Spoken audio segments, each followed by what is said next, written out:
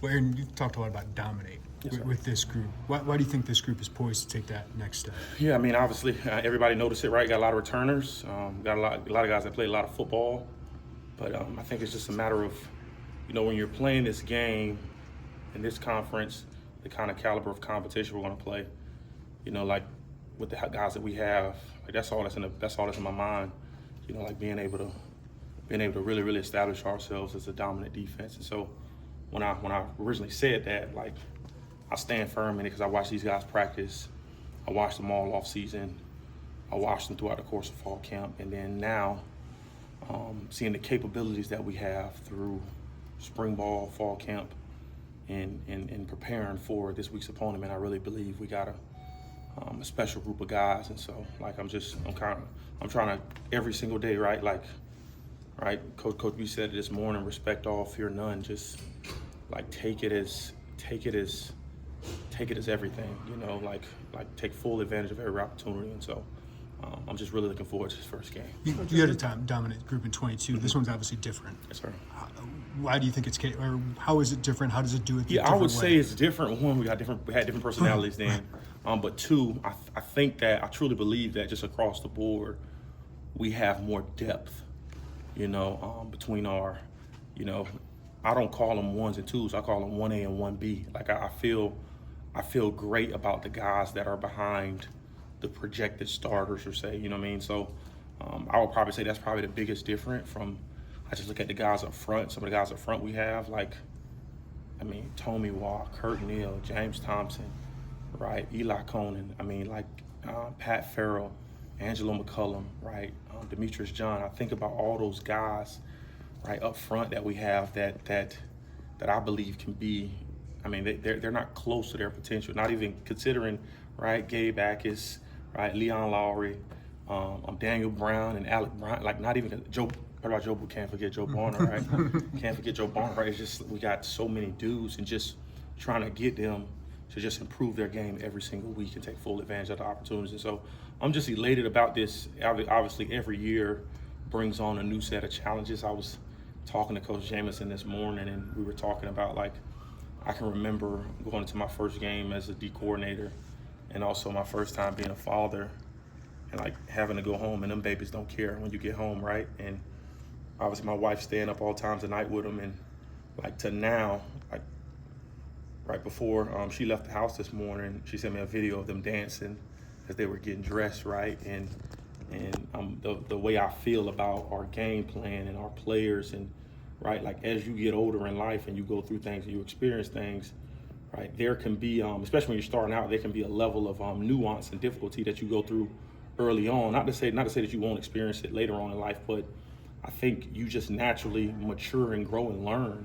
right? Whether it's your child learning how to walk, or being a coordinator learning how to understand and call a game, and right, tweak your defense during the course of a game. And so you guys have no idea how excited I am about just getting ready to play. Like I remember when that sign said 100 days before game one, and now we're obviously less than a week away, and so I'm thrilled about the opportunity. There's some pretty competitive position battles right up until the end of camp. Do those carry over into week one? Is this kind of an audition for some guys?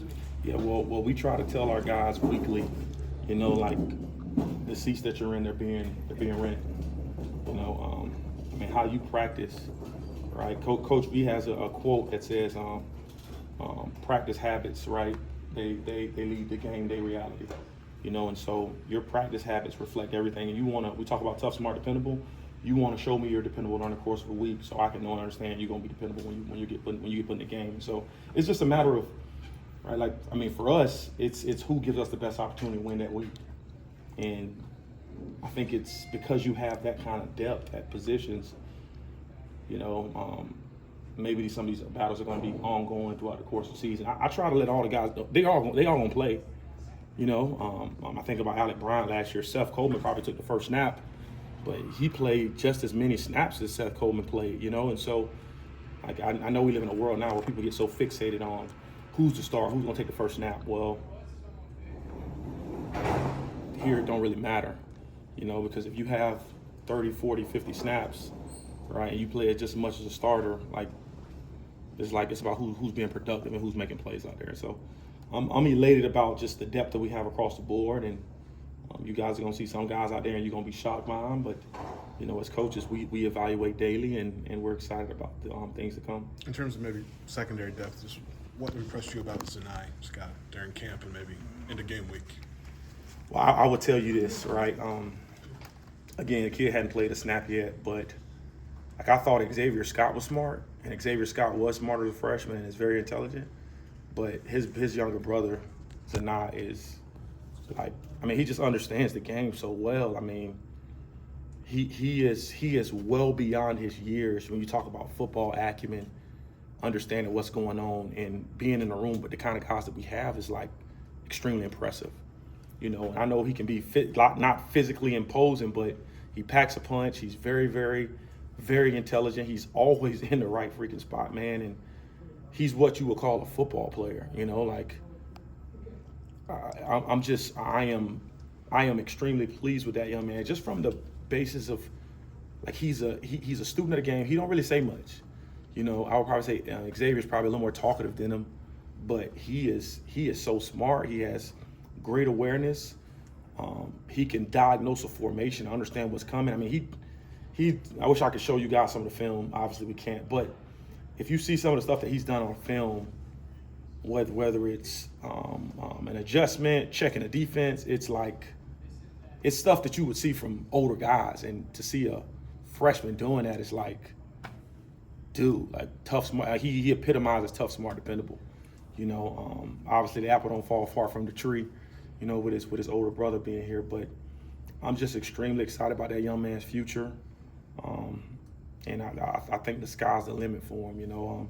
I do think it helped having your older brother in the building, right? Just wanting to be great for him, Two-parter. One, you can't show us a film.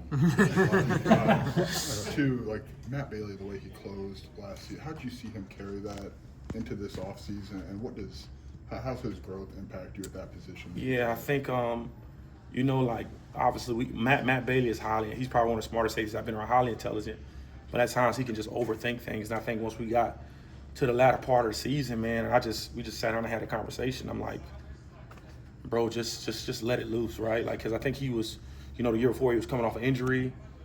I think that was playing in the back of his mind a little bit. And it's dude, the good Lord bless you with talent and ability. Just go out there and display it every single game. And, I do think we did some things advantageously to put him in a position to have success. But that was just his God-given ability, I talk about all the time, the most important fundamental in tackling is want to. When you see people speed up when they make tackles, that is because they want to tackle, and the second one is confidence, and he's a very confident young man. And so all offseason, I just tried to empower him, right? I tried to give him things to do with the younger guys and be a leader as well as Miles. But, the sky is truly the limit for that young man. And what this year holds, I have no idea, but I can promise you that I'm going to take every advantage and opportunity to just be in a moment with him, because he's such a unique, he's such a special player, right? Physically, he's gifted. He runs well. He's beyond intelligent. All those guys on the back end obviously got to be pretty smart to play for us, but he understands things that happen before they happen. And when you get that, you get a Matt Bailey that's playing at a very, very high level, and just allowing him to play fast.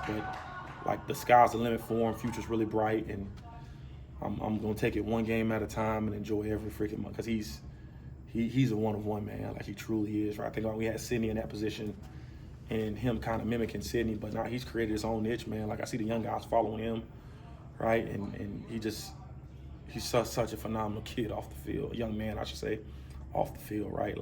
He is. We got a bunch of them, but I'm enjoying this with him, Western likes to spread teams out horizontally and toss the ball around a little bit.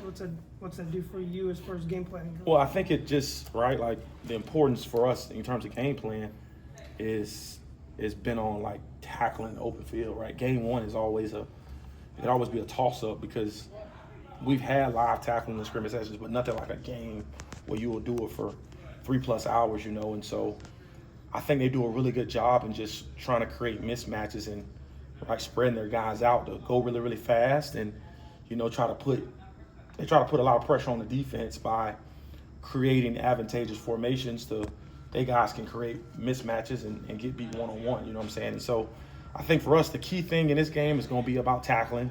You know, we got to tackle. We got to play with a sense of urgency. We got to communicate at a very, very high limit and strain every freaking play, because I think they're going to try to create some of those things. We got to live by our pillars defensively, right? I know I said this to you guys, but anytime I got a chance to talk about it, right? Like for us, like every play, those pillars got to be displayed, right? You're talking about passion, integrity, right? Toughness, selfless, and perfect effort. Like when people hit play on the tape, that's what I expect them to see when our guys play full speed. And then the last one is just we got to create some mayhem, right? Get some takeaways. You know, we got to be violent at the point of attack. We got to go get the ball. You know, I mean, things that you talk about to a defense when you talk about winning ball games, those are just some of the things that we have to do a great job at in order to beat this team, because they got that quarterback, Chris Irvin. I mean, he throws the ball really, really well. I know he didn't play a lot last year, but for what they asked him to do, you know, when he came in some games later, I think that kid is a damn good football player. And I know walking into a place like this, right, yeah, I know he's going to be ready, so we got to make sure we're ready. And so I'm just really, really excited to play some ball, and we got to make sure we do the best that we can to limit them, man, because they got some explosive players on offense at the wide receiver, tight end, and running back position. And so, and they got a quarterback who can throw the ball, and that can be problematic, like all across the field, whether it's red area backed up or what most people call the alumni zone in the middle of the field. But we just got to do a good job at tackling, creating chaos. Aaron, what did you learn? I mean, you had a lot of pressures walk out the door. What have you learned about your pass rush, your disruptors up front? Yeah, I learned that no matter how good you are on the back end, if you got guys who can rush the passer, you can solve a lot of problems.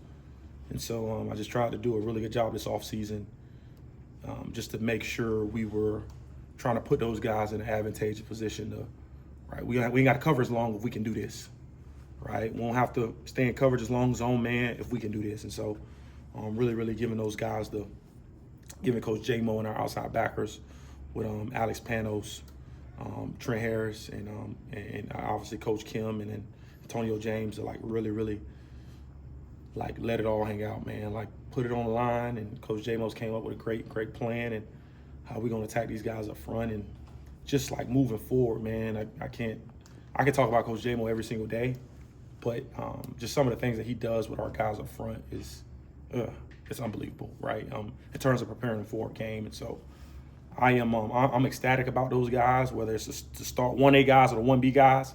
They're all going to play, and they're all going to have a chance to make plays for us. So.